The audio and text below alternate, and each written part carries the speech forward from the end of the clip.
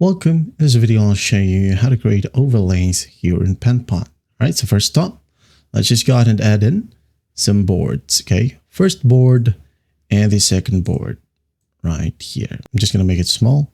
Now, the first board, let's say I'm going to go ahead and add in a button. Okay, I'm just going to go ahead and copy some buttons right here.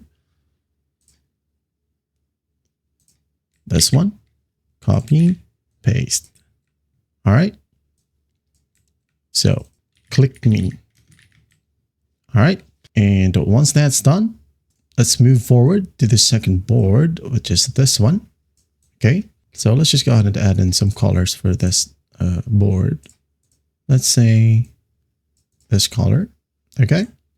So when I go ahead and click on this button and go to prototype, and here we have the plus sign. So on click, it's up to you if you want to change it. Just click on it.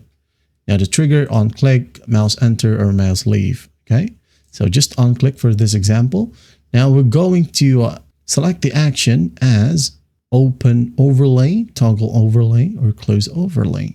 Okay. So let's just go ahead and click on open overlay. All right. So click on it, the destination, which is not set. So I'm just going to rename this board as pop-up. Hit on enter. Now let's go back to the button right here.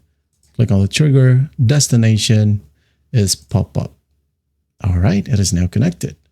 Now you just got to play around with the other options right here.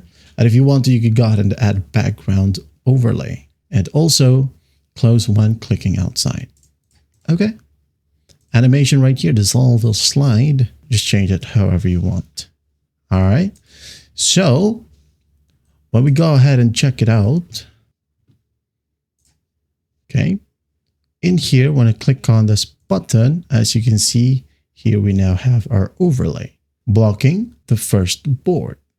Well, I hope this video helps and I'll see you in the next one.